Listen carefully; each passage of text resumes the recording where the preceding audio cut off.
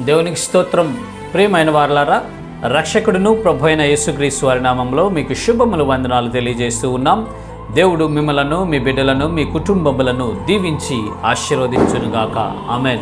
God bless you. దేవునికి స్తోత్రం. హల్లెలూయా. ప్రియమైన దేవుని పిల్లలారా, సహోదరులముగా మనము ఐక్యత కలిగి నివసించాలండి.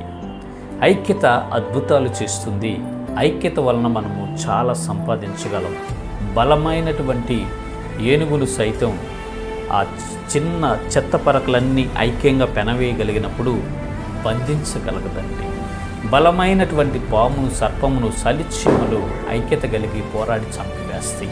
ఐక్యత వలన అద్భుతాలు జరుగుతాయండి. ఐక్యత వలన గొప్ప కార్యాలు జరుగుతాయండి. ఐక్యత వలన అనేకమైనవి మనము సాధించవచ్చు అని మనందరికీ సహజంగా తెలుసు. అయితే సహోదరులు ఐక్యత కలిగి మీరు నివసించడం అది మేలు, మనోహరము, దేవునికి ఇష్టమైనది. దాని ద్వారా ఆశీర్వాదము, శాశ్వత జీవం మీరు పొందుకుంటారు అని పరిశుద్ధ లేఖనాలు సెలవిస్తున్నాయి. చూద్దాము లేఖన భాగము. కీర్తనల గ్రంథము 133వ కీర్తన మొదటి చరణము. సహోదరులు ఐక్యత కలిగి నివసించుట ఎంత మేలు, ఎంత మనోహరము. దేవునికి స్తోత్రం. హల్లెలూయా. సహోదరులు ఐక్యత కలిగి నివసించుట ఎంతో మేలు అంటుంది. ఈనాడు మనల్ని గమనిస్తే, సొసైటీని, కుటుంబాలని, పరిస్థితులను గమనిస్తే ఐక్యత ఉంటుందండి. ఐక్యత అనేది లేదు. ఒక కుటుంబంలోనే ఎడబాటులు, అన్నదమ్ములకు పడదు, తల్లిదండ్రులకు పడదు, అత్తకోళ్లకు పడదు.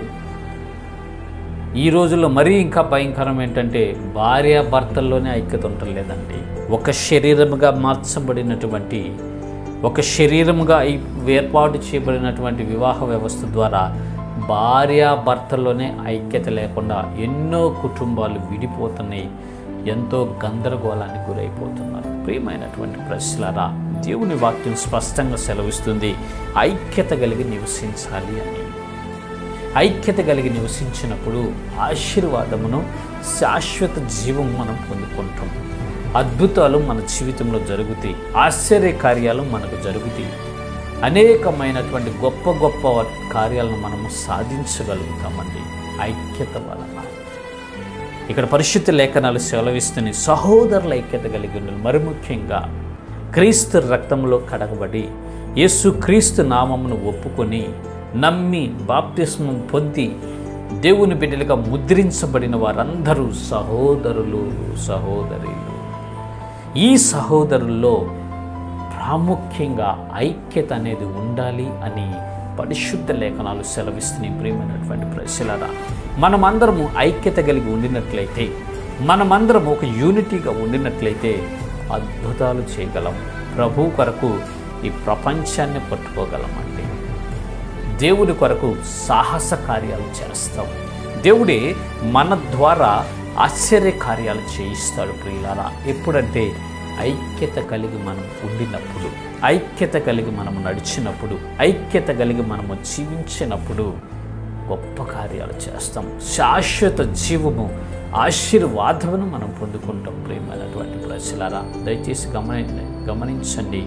సాధ్యమైతే అందరితో ఐక్యత కలిగి ఉండటానికి ప్రయత్నం చేద్దాం. అభిప్రాయ భేదాలు సహజంగా వస్తూనే ఉంటాయి. పరస్పర విరుద్ధమైన ఆలోచనలు ఉంటూనే ఉంటాయి.